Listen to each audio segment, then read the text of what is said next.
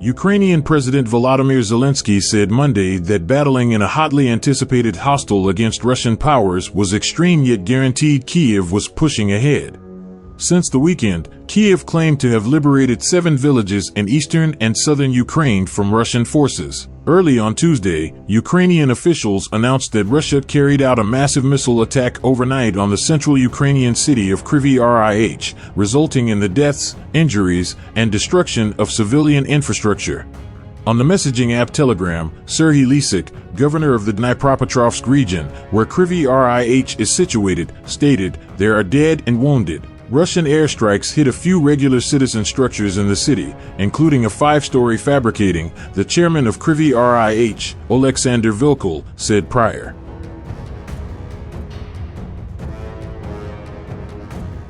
A state of emergency was introduced around the area where 2 fuel tankers collided on the Lena River in southeastern Russia's Irkutsk region, damaging a container and spilling gasoline into the water, the region's governor said early on Tuesday. Igor Kobzev, the governor, stated on the messaging app Telegram that the damaged container contained 138 metric tons of gasoline. He added that authorities were attempting to determine how much gasoline ended up in the Lena. The accident occurred late on Monday. He stated that emergency services were working to stop the river's water from being diverted elsewhere, the 11th longest river in the world. The Lena begins near Lake Baikal in the Irkutsk region of southeastern Siberia and empties into the Arctic Ocean.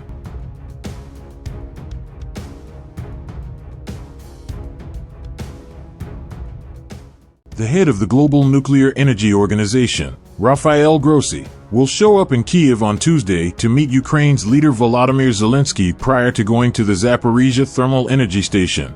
Since the contentions beginning, IAEA boss Grossi has cautioned of the potential for an atomic mishap at the plant, which he has recently visited 2 times and where a super durable IAEA group is based. The Russian-held Kakhovka Dam, which was breached last week in an incident Kyiv blamed on Moscow, forms a reservoir that supplies the cooling water for the Russian-occupied plant. It is situated on the Dnipro River. An already precarious nuclear safety and security situation at the plant was exacerbated by the Kakhovka Dam disaster, according to the IAEA, which resulted in the deaths of at least 10 people and the disappearance of dozens more.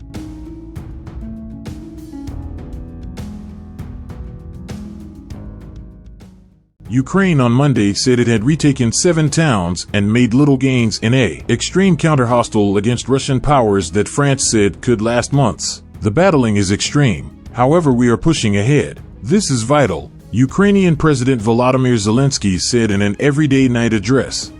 He stated, "I thank our guys for every Ukrainian flag that is now returning to its proper place in villages on the newly deoccupied territory.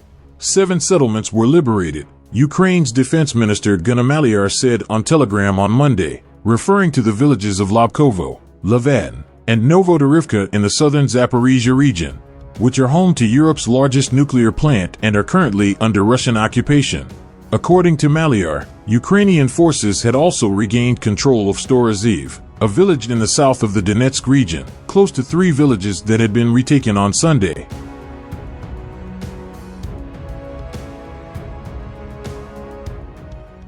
In advance of a NATO summit in July, the leaders of France, Germany, and Poland met in Paris on Monday to discuss future security guarantees for Ukraine and military support for the counteroffensive. French President Emmanuel Macron said the Ukrainian counteroffensive started a few days prior, in a joint news gathering with German Chancellor Olaf Scholz and Poland's leader Andrzej Duda at the Élysée official royal residence. The 3 leaders insisted that they would support Ukraine for as long as it was necessary, demonstrating unity.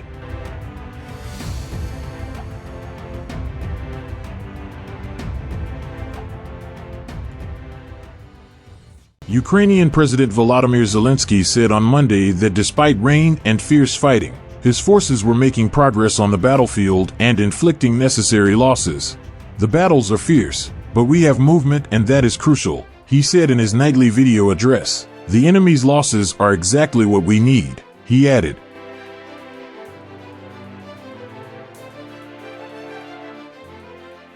Ukrainian President Volodymyr Zelensky said Monday that fighting in a long-awaited offensive against Russian forces was tough, but claimed Kyiv was moving forward.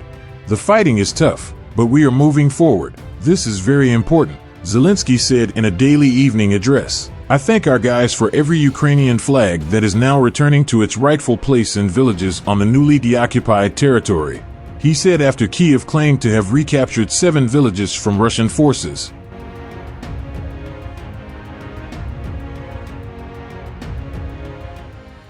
French President Emmanuel Macron confirmed on Monday that a long-anticipated Ukrainian counteroffensive had started a few days earlier and said it had been meticulously planned by military leaders with a great tactical sense.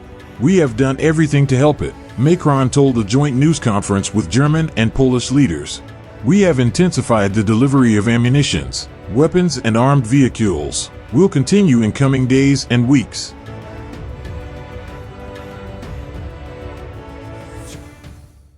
As the early stages of Kyiv's counteroffensive notched small successes, the deputy defense minister stated on Monday that Ukrainian troops have retook 7 villages that span 90 kilometers, 35 miles, from Russian forces.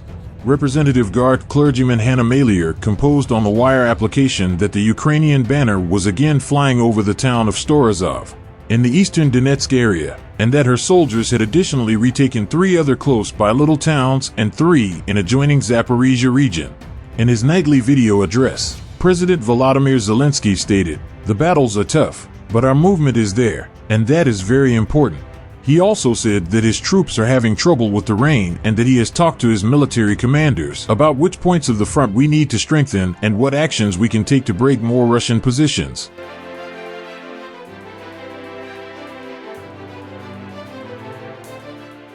Ukrainian Deputy Defense Minister Hannah Malyar said on Monday the country's forces had made further advances in a counteroffensive launched last week.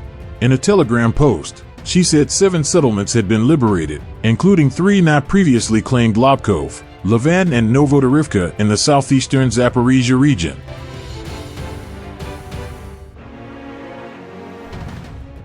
UN Secretary-General Antonio Guterres said Monday he is working to extend an agreement that allows grain from war-torn Ukraine to reach the global market and prevent shortages.